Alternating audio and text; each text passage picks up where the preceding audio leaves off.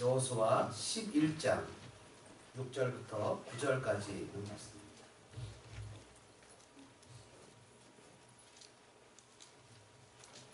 여호수아 11장 6절부터 9절까지 있는 말씀.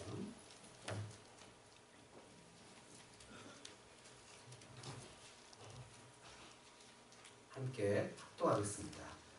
여호와께서 여호수아에게 이르시되 그들로 말미암아 두려워하지 말라. 내일 이맘때에 내가 그들을 이스라엘 앞에 넘겨주어 몰살시키리니 너는 그들의 말 뒷발에 심줄을 끊고 그들의 병거를 불사르라 하시니라. 이에 여호수아가 모든 군사와 함께 메론 물가로 가서 갑자기 습격할 때에 여호와께서 그들을 이스라엘의 손에 넘겨주셨기 때문에 그들을 격파하고 큰 시돈과 미스르봇 마임까지 추격하고 동쪽으로는 미스바 골짜기까지 추격하여 한 사람도 남기지 아니하고 쳐 죽이고 여호수아가 여호와께서 자기에게 명령하신 대로 행하여 그들의 말 뒷발에 심줄을 끊고 그들의 병거를 불로 살랐더라. 아멘. 이 시간에 빅토리 서로가 서로에게 지금 격려하시면서 흐뭇한 마음으로 들어가겠습니다. 잘한다 이렇게 생각하시고 쳐다보시는 성도님들도 이렇게 되게 흐뭇한 표정으로 진짜 아버지들 쳐다보시는 표정으로 우리 아빠가 웬일이야 이런 표정으로 아주 귀한 마음으로 쳐다보셨습니다. 한번 따라해 보실까요? 그대로 행하여 순종하자. 그대로 행하여 순종하자. 한번 더 해보죠. 그대로 행하여 순종하자. 그대로 행하여 순종하자. 여러분 우리가 살아가는 인생은 눈에 보이는 것만을 추구하며 살지 않습니다. 그렇죠? 우리가 눈에 보이는 것은 보이지 않는 세계로부터 말미암았다고 성경은 얘기합니다. 히브리서 11장 3절에 보니까 이렇게 써 있습니다. So that what is seen was not made out of what was visible. 보이는 것으로 말미암아 만들어진 것이 아니고 이 세계는 보이지 않는 세계에 의해서 만들어진 것이다라고 표현합니다. 제가 이번에 올림피아라는 데를 갔다 왔는데요. 생전 처음 갔습니다. 전혀 생각하지 못했던 것을 봤습니다. 하물며 우리는 이 땅에 보이는 세계도 다 보지 못하고 삽니다. 그렇죠? 보이는 세계도 다 보지 못하고 비주얼 월드도 다 보지 못하고 사는데 언비주얼 월드는 하물며 말해서 무슨 소용이 있겠습니까? 이 세상은 보이지 않는 세계로부터 왔다라고 성경은 분명 선언합니다. 그래서 우리는 보이지 않는 언비주얼 세계를 향해서 투어드 글로 가고 있다라고 성경은 다시 선언합니다. 네, 제가 이게 발음이 좀 어려운데요. 히브리서 11장 16절에 이런 말이 있습니다. Instead, they were longing for a better country, a heavenly one. 하늘에 있는 세계를 간절히 바라면서 간다고 이렇게 표현합니다. 하늘에 있는 세계. 대표적인 케이스가 아브라함이죠. 아브라함은 이 땅이 아니라 하나님이 경영하시는, 하나님이 매니저하시는 홀리 시티, 거룩한 도시, 이 땅에서 보이지 않는 언비주얼 시티를 향해서 가고 있다라고 성경은 기록하고 있습니다. 우리는 보이는 것에 의해서 살아가는 사람들이 아니라 보이지 않는 하나님 나라의 가치관을 가지고 살아가는 사람들입니다. 만약 이 세상이 전부라면 우리가 이 시간에 이 자리에 와서 이렇게 앉아서 이렇게 있을 시간이 없습니다. 내일이 없다면 오늘 우리는 마음껏 우리의 욕심대로 살아야 되고 내일이 없다면 가서 열심히 돈을 벌어야 되고 언비주얼한 그 영원한 세계가 없다면 우리는 오늘이 마치 마지막인 것처럼 그렇게 마음껏 삶을 살아가야 되는 사람들입니다. 그러나 우리는 이 땅이 끝이 아니라는 것을 너무나 잘 알고 있습니다. 그래서 보이는 세계와 보이지 않는 세계의 진정한 주인이신 하나님의 말씀의 가치관으로 살려고 애를 쓰고 있습니다. 욥이라는 사람이 하루아침에 완전히 망했을 때 그 아내가 하나님을 욕하고 죽으라고 얘기했을 때 그는 아내에게 어리석은 여자 중에 하나처럼 말을 한다는 표현을 합니다. 왜냐하면 하나님을 욕하고 죽는다면 저 세상도 하나님이 주인이신데 비주얼 세계와 언비주얼 세계 모든 것이 하나님이 주장이신데 하나님의 나라인데 킹덤 오브가 하나님의 왕국인데 그 왕국의 왕이 하나님인데 어떻게 하나님을 욕하고 죽을 수 있겠습니까? 그대로 행하여 순종하자. 이것은 보이지 않는 세계와 보이는 세계의 주인이신 하나님의 말씀대로 살아야 된다는 것을 강조한 얘기입니다. 그것을 우리는 간단하게 한자로 표현하죠. 순종이라고 표현합니다. 우리는 보이지 않는 하나님의 나라를 추구하며 소망하며 살아갑니다. 그래서 우리 교회 이름이 소망교회입니다. 하나님의 나라를 소망하며 살아가는 것. 자, 하나님의 말씀을 그대로 행하여 순종해야 되는 것은요. 한번 따라해 보실까요? 불순종은 죄가 되어 인생의 실패를 주기 때문입니다. 네, 불순종은 죄가 돼서 인생을 실패하도록 만든다는 거. 인생이 실패한다는 거. 여러분, 저와 여러분은 다 인생에 성공하시기를 축원합니다. 인생에 성공하는 자가 돼야 되는 거 아닙니까? 여러분, 우리의 자녀들도 인생에 성공하는 자들이 되기를 축복합니다. 아멘. 다 축원합니다. 하나님께서는 우리 모두가 하나님 앞에 우리가 찬양했던 것처럼 어떻게 하면 하나님의 자녀로서 이 땅에 살아갈까? 우리를 사랑하셔서 하나님의 말씀을 주셨는데요. 하나님께서는 가나안 땅에 들어가는 이스라엘 백성들에게 무슨 명령을 내리셨죠? 그 땅을 정복해라. 쉽게 얘기하면 그 땅을 테이크, 취하라. 이렇게 얘기하셨거든요. 땅을 취해라. 이 땅을 취하라고 얘기를 하셨어요. 근데 실제로 하나님이 이스라엘에게 주신 것이잖아요. 왜냐하면 말씀대로 순종하면 그 땅을 다 취할 수 있는 거잖아요. 그것을 컨커, 정복하거나 이런 것이 아니라 테이크, 그냥 테이크하는 거예요. 그냥 가져오면 되는 거예요. 거기에 거인이 있고 뭐 엄청난 군대가 있어도 이스라엘 백성들이 하나님의 말씀에 순종해서 죽기를 다해서 싸우면 그냥 그 땅이 내 땅이 되는 거예요. 그래서 이스라엘 백성들한테 테이크. 그래서 여호수아서에 크게 대표되는 세 가지 동사가 있다면 건너라, 취하라, 섬기라. 이런 동사로 나눠질 수 있거든요. 요단강을 건너서 테이크 취하고 그리고 그것을 가지고 하나님을 섬기는 겁니다.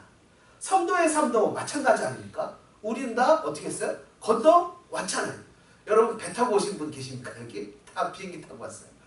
배 타고 남성교 회장님 배 타고 왔네? 예배 시간에 거짓말하면 안 됩니다. 녹화되니까 이름을 쓸 거예요. 김동현. 다 녹화되면 유튜브에 나갑니다. 거짓말하지 말기를 축원합니다. 예, 하나님 앞에서 우리는 다 비행기 타고 왔어요. 건너왔어요. 그죠? 그럼 하나님 우리에게 주신 드림이 있어요. 꿈이 있어요. 어떻게 해야 되죠? 테이크 취해야 됩니다. 어떻게 취하죠? 순종으로 취한다는 거예요. 테이크 취해야 됩니다. 그런데 취하고 어떻게 해야 되지? 그것을 가지고 내가 취했으니까 나를 잘 살기 위해서 내가 행복하게 가는 것이 아니라 그리스도인들의 목표는 해피가 아니라 홀리, 거룩입니다.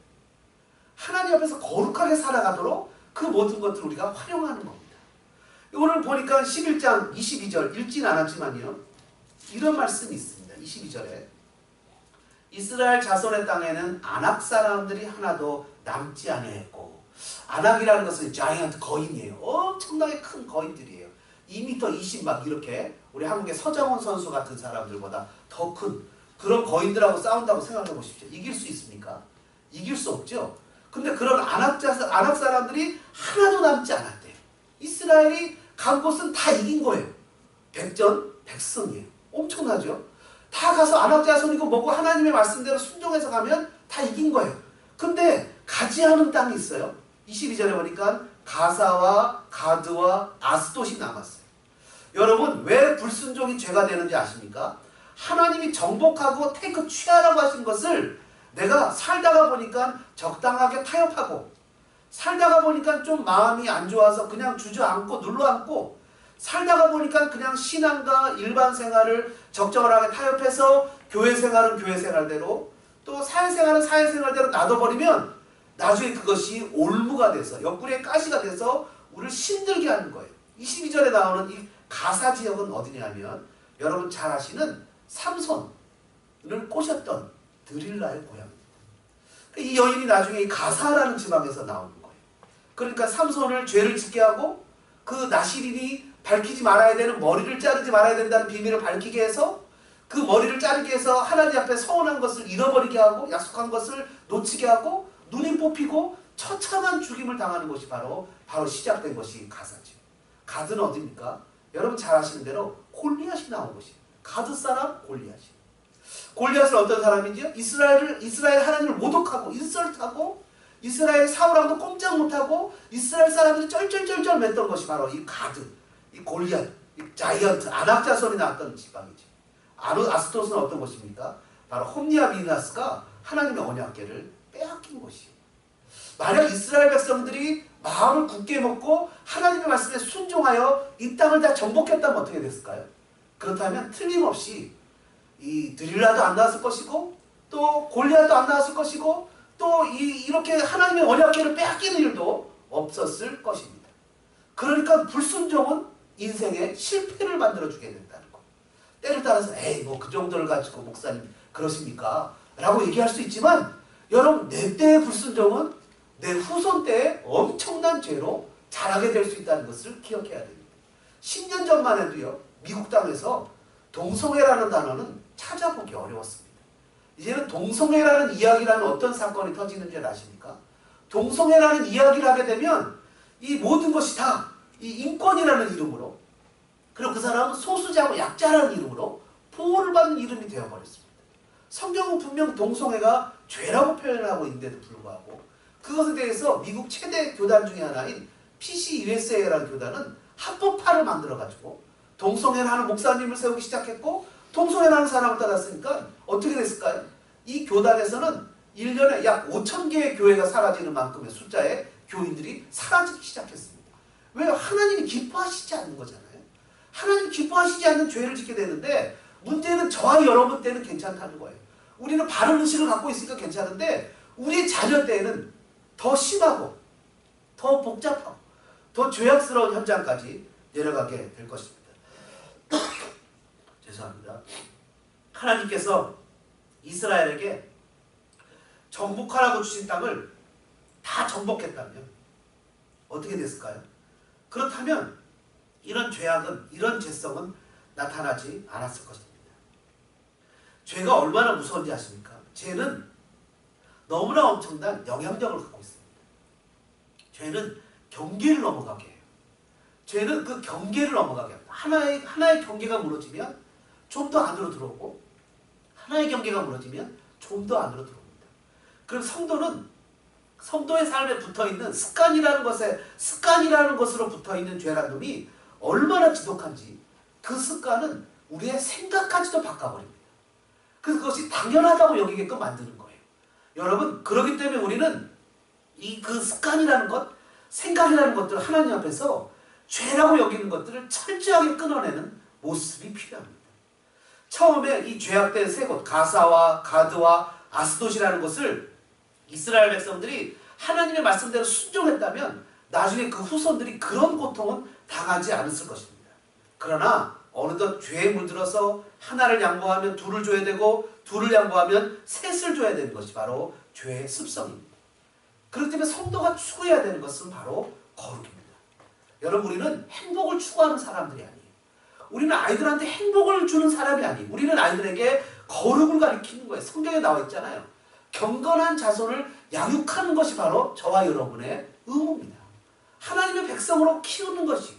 그래서 성도가 추구해야 되는 것은 죽을 때까지 하나님 나라 갈 때까지 계속 멈추지 말고 회개하고 또 잘못을 바로잡고 주님 앞에 살아가는 모습을 살아야 된다는 겁니다. 며칠 전 제가 그런 생각을 하게 됐습니다. 만약에 제가 대하는 그 사람 한 명 한 명이 한 명 한 명을 생각할 때 이 사람이 예수님께서 사랑하시는 사람이고 하나님께서 이 사람을 위해서 예수님을 보내셨다는 그 생각을 한다면 아마 말투와 행동과 그리고 삶의 모든 그 사람을 대하는 많은 것들이 달라지겠다라는 생각을 하게 됐습니다. 이 사람이 하나님이 선택한 사람이고 하나님이 사랑하는 사람이고 하나님이 아끼는 사람이라는 생각을 하게 된다면 달라지죠. 여러분 어린아이가 있는데 그 부모가 옆에 있으면 그 아이가 잘못해도 우리가 쉽게 야단을 못 치는 거와 마찬가지로 이 사람이 하나님의 사람이라고 생각을 하면 그 사람에 대한 언어와 말투는 또 행동은 많이 달라지게 될 것입니다. 분명 자녀는 그 부모를 닮게 되어 있습니다. 여러분의 자녀들을 보면 여러분들이 보입니다. 아이들이 성실하고 진실하면 여러분들의 성실과 진실을 그 아이를 통해서 볼 수 있습니다.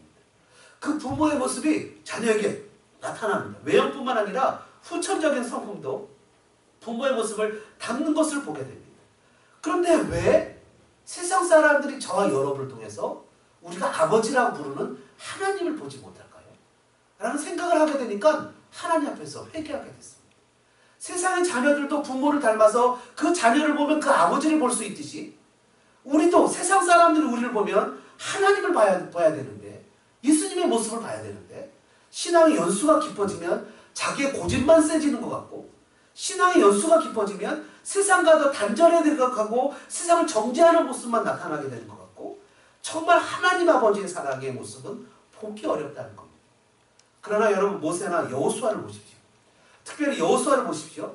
생존 당시에는 하나님의 말씀으로 백성들을 인도합니다. 하나부터 열까지 철저하게 그가 얘기하는 것은 하나님의 말씀에 근거한 것입니다.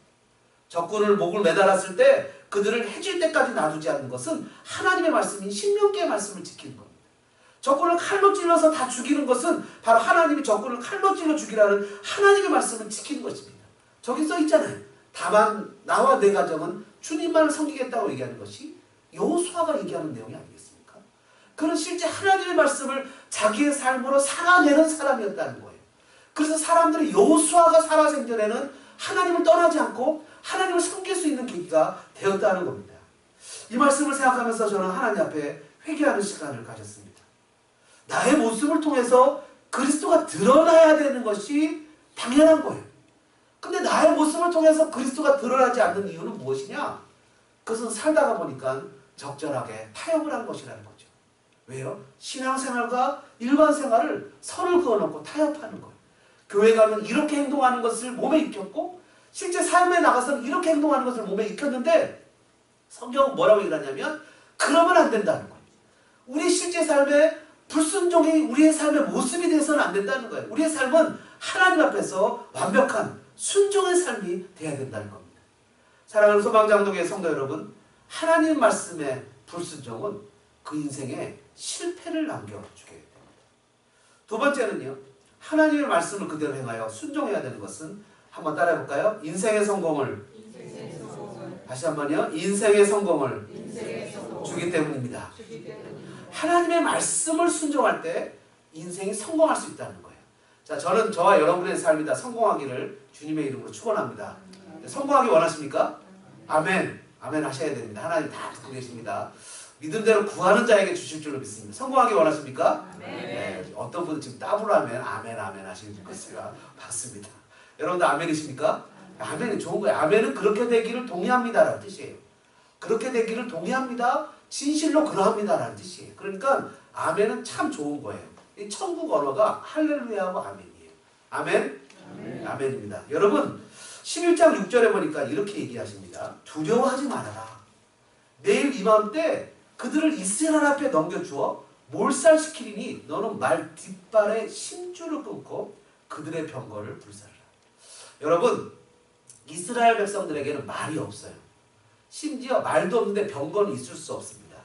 하나님께서 내가 말과 병거를 줄 테니까 그걸 완전 무장을 해가지고 다음 전투 때는 더 그냥 한 방에 이기거라 이렇게 얘기를 하시는 것이 아니라 말이 힘을 못 쓰도록 뒷발에 심줄을 끊고 병거를 불사를 하는 거예요. 우리가 이번 6월달에 프레즈노 아울리치 가는 날이 6.25 한국전쟁 기념하는 6.25입니다. 한국전쟁 났을 때 여러분 다 기억나시죠? 주일날 새벽 4시에 북한군들이 다 탱크를 몰고 내려. 집사님 기억나시죠? 그럼요. 예, 난리가 없죠. 그때 태어나지 않았는데. 우리 장로님들이나 되셔야지 기억이 좀 나실 거예요. 우리 장로님 피나가지고 뭐 이런 기억 다 나실 거예요. 그때 6.25 탱크를 몰고 내려왔을 때 우리는 탱크 하나 없어가지고 어떻게 했습니까? 우리 장로님 수류탄을 들고, 장로님 아니신가요? 하여튼 우리 한국분들이 수류탄을 들고 거기서 숨어 있다가 여지없이 밀려서 탱크 때문에 그냥 방어 한번 제대로 못 해보고 그냥 남쪽으로 밀고 내려왔잖아요. 북쪽 사람들이. 그만큼 병거는 이 당시에 탱크와 같은 거거든요. 이것을 하나님 어떻게 하냐면 다 불살라버리라는 거예요. 기가 막히죠? 말의 뒷심줄을 끊으라는 거예요. 누구만 의지하라는 겁니까? 하나님만 의지하라는 거예요. 인생의 성공은 내가 얼마나 많이 가졌느냐, 얼마나 많이 누렸느냐, 얼마나 많이 내가 지혜롭게 찬스를 갖느냐, 얼마나 많이 벤치마킹을 하느냐의 문제가 아니라 인생의 성공의 문제는 얼마나 하나님 앞에 내가 그분을 의지하고 의뢰하고 순종하는 데 달려있다는 겁니다. 어떻게 했어요? 이 8절에 보니까 여호와께서 그들을 이스라엘 손에 넘겨주셨기 때문에 라고 표현하죠. 하나님을 의지하고 인생에 살아가는 자는 인생에서 어떻게 돼요? 성공하게 돼 있어요. 할렐루야. 인생에서 성공하게 되어 있어요. 하나님을 의지하는 자는 하나님 반드시 책임져 주신단 말이죠. 오늘 우리가 교동문 읽은 거에서 뭐라고 써 있어요? 자기 길이 형통하며 악한 길을 이루는 자 때문에 불평하지 말자. 악한 사람들이 일이 잘 된다고 그들이 출세하고 성공한다고 불평하지 말래요. 반드시 하나님을 의지하는 자가 반드시 성공하게 돼 있어요. 왜요? 우리는 이 땅의 가치관을 가지고 살아가는 사람들이 아니라 하나님 나라의 가치관을 가지고 살아가는 사람들입니다. 여러분, 이스라엘에게는 말도 없고 병고도 없습니다. 하나님 그것을 다 태우라고 그러고요. 9절에 보니까 여호수아가 여호와께서 자기에게 명령하신 대로 행하여 표현합니다. 자기에게 말씀하신 대로 행하여 그들의 말 뒷발에 심줄을 끊고 그들의 병거를 불로 살라더라. 할렐루야. 하나님의 말씀대로 그대로 행하는 이 여호수아의 모습, 오늘 저와 여러분의 모습이 되어지기를 주님의 이름으로 간절히 소망합니다. 여호수아의 모습을 통해서 하나님께서 하시는 일들을 나타내는 거예요. 성도의 순종은 인생의 승리를 가져다 줍니다. 오늘 여호수아 10장, 11장 이런 오늘 큐티해야 되는 내용들을 쭉 살펴보면 가장 많이 반복되는 단어가 뭐냐면 명령하신 것 같이 행하였다 라는 단어. 명령하신 대로 행했다. 하나님의 말씀대로 행했다. 하나님의 뜻대로 행했다. 여호와가 모세에게 말씀하신 것을 모세가 여호수아에게 얘기하고 여호수아는 그것을 다 행했다 라는 말로 가득가득 채워져 있어요. 그래서 이 여호수아서는 여호수아의 순종서와 똑같다. 하나님 앞에 순종했을 때는 승리를 가져다 주시게 됩니다. 야고보서 2장 14절에 이런 말씀이 기록되어 있습니다. 내 형제들아, 만일 사람이 믿음이 있노라 하고 행함이 없으면 무슨 유익이 있으리요? 그 믿음이 능히 자기를 구원하겠느냐. 하나님을 믿으면 액션이 달라지는 거예요.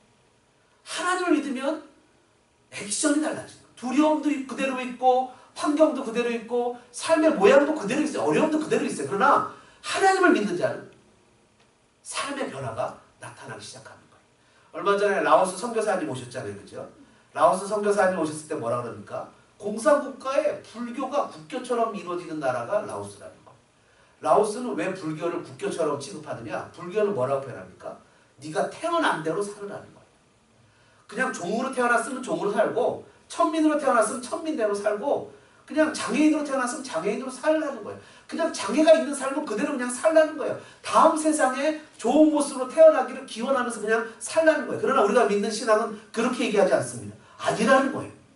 개척하라는 거예요. 정복하라는 거예요. 믿음으로 일어나라는 거예요. 할 수 있다는 거예요. 다시 한번 주어진 삶을 살아나라는 거예요. 그래서 여러분 기독교가 들어갔던 나라들은 다 최고의 문명을 꼽혔습니다. 그러나 기독교가 들어가지 않았던 나라들은 그 문명이 얼마나 낙후했던 모습을 볼 수 있지 않습니까?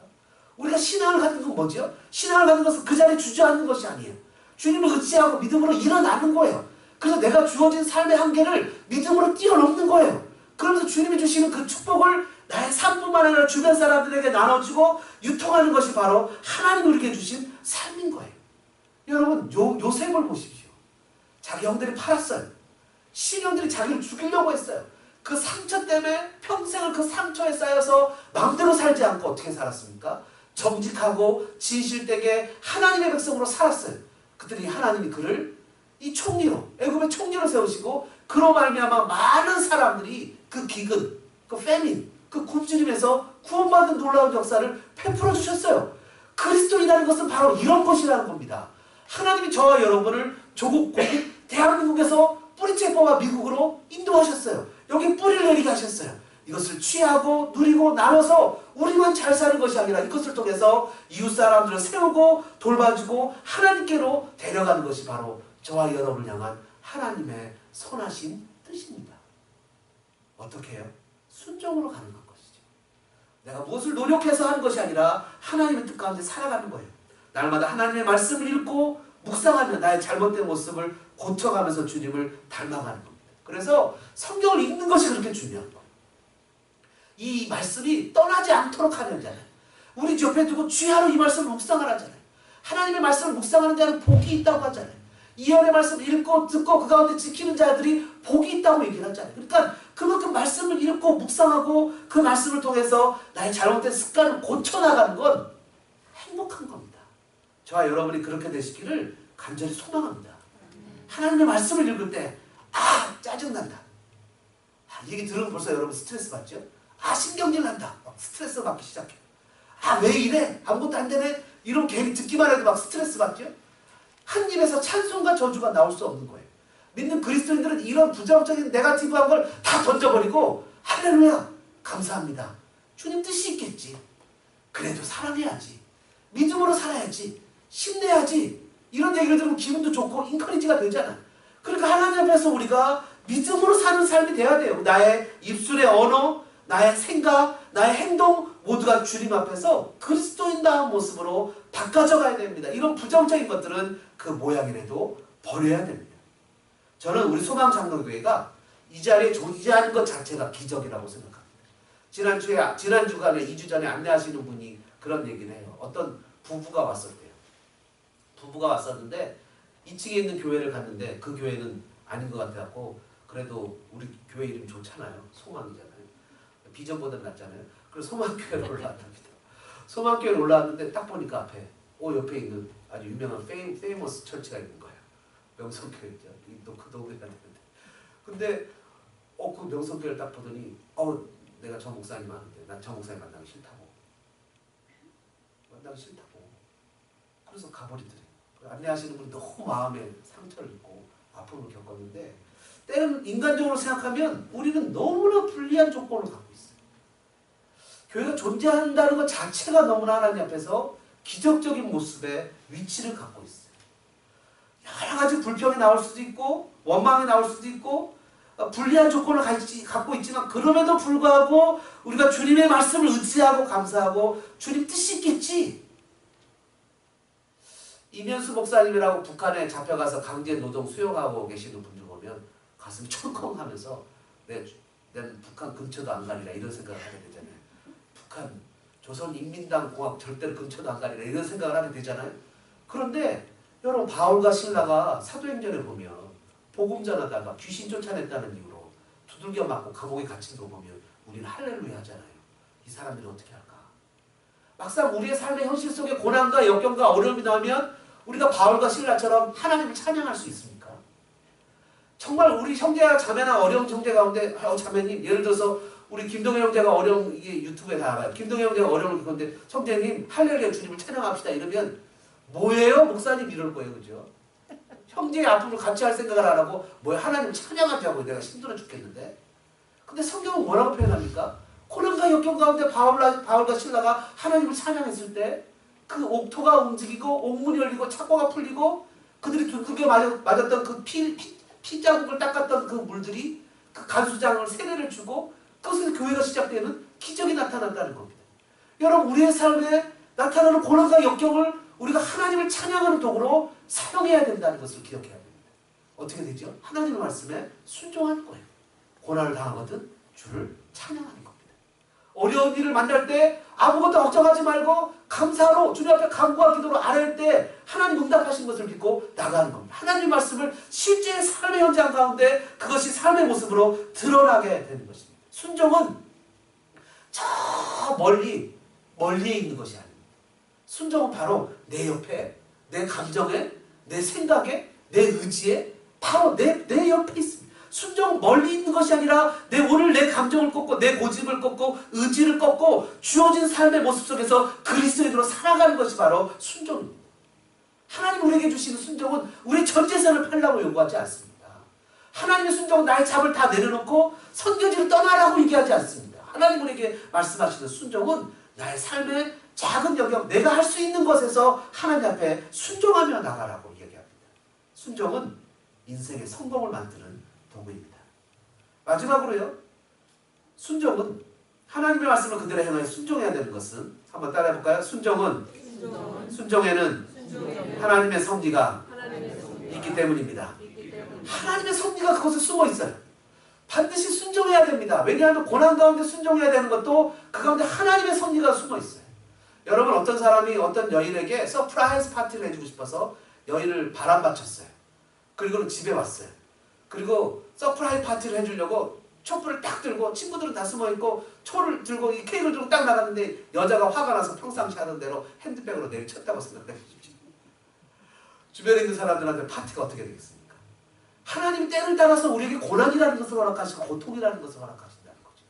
하나님이 때에 따라서는 우리에게는 모욕이라는 것을 허락하시고 참을 수 없는 감정적인 것을 허락하실 때 우리가 그것을 참고 견디며 하나님의 말씀으로 순종하지 않는다면 결코 우리는 그 가운데 감춰져 있는 축복을 누릴 수 없다는 겁니다.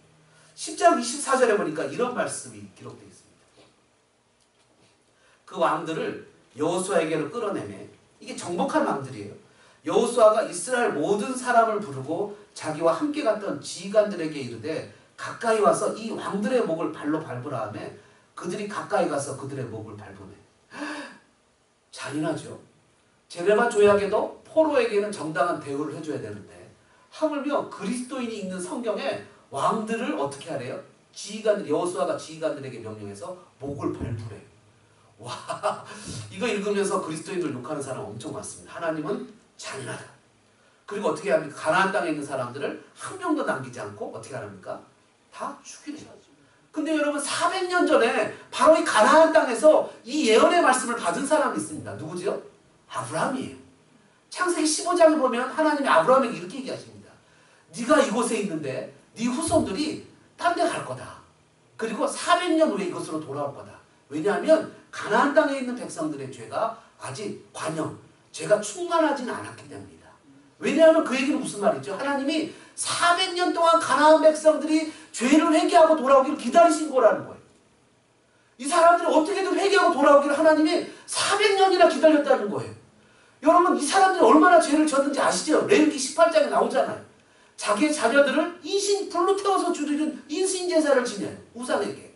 심지어 남자끼리 여자끼리 하물며 동물한테도 그런 성적인 타락의 모습을 지니고 그뿐만 아니라 자기 엄마, 자기 아빠, 자기 이모, 자기 형제끼리도 상상할 수 없는 타락을 할 뿐만 아니라 얼마나 무자비한지 자비라는 것은 전혀 없는 백성들을 하나님이 400년이나 기다려줬으면 놀라운 사랑 아닙니까? 저는요 4초도 못 기다려줄 것 같아요. 근데 하나님은 400년이나 기다리시는 은혜가 있었어요. 그리고 나서는 왜 400년 하나님 기다렸을까요?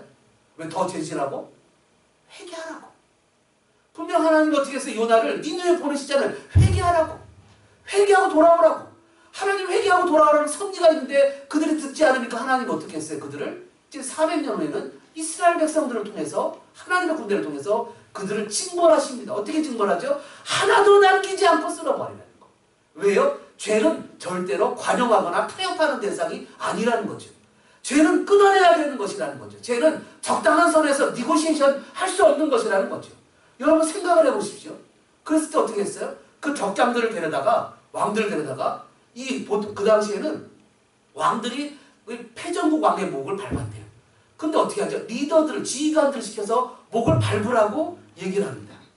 로마서 16장 20절은 이 말씀을 이렇게 표현합니다. 평강의 하나님께서 속히 사탄을 너희 발 아래서 상하게 하시리라. 우리 주 예수의 은혜가 너에게 있을지어다. 무슨 말이죠? 로마 교회를 향해서 바울이 이렇게 해서 얘기를 하는 겁니다. 사단을 밟아라. 사단을 밟아라.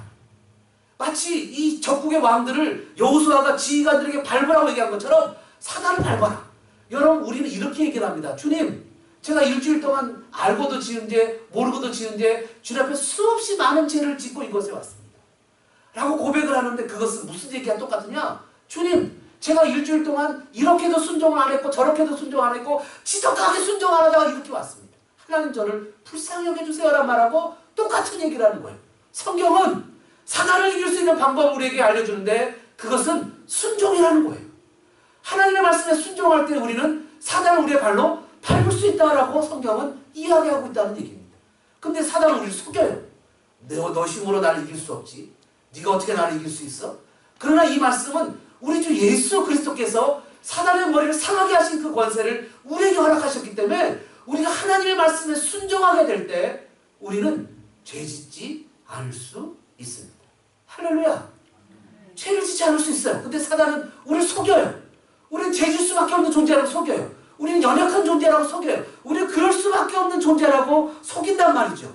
근데 성경 우리에게 뭐라고 표현합니까? 아니라는 거예요. 순종할 때 사단의 권세를 꺾고 승리할 수 있고 더 이상 마귀가 우리를 속이지 못하게 한다는 거예요. 우리가 대부분 죄 짓는 것은 큰 게 아닙니다. 여러분들은 기본적으로 다 하나님의 백성이기 때문에 기본적인 도덕률이 다 있어요. 기본적인 룰이 다 있고 기본적인 베이직이 다 있어요. 문제는 큰 죄가 아니에요. 작은 죄. 너무나 쉽게 우리가 범하는 그냥 간단하게 남을 간단한 너무나 간단한 죄들이에요. 그러나 성경은 뭐라고 표현하냐면 할 수 있다는 거예요. 하나님의 백성답게 살 수 있다는 거예요. 사랑하는 소망장독의 성도 여러분, 그대로 행하여 순종하여 우리의 삶에 하나님의 하나님 되심을 나타낼 수 있기를 주님의 이름으로 축원합니다. 순종에는 하나님의 섭리가 있는 거예요. 우리가 순종할 때 하나님의 역사가 나타나는 거예요.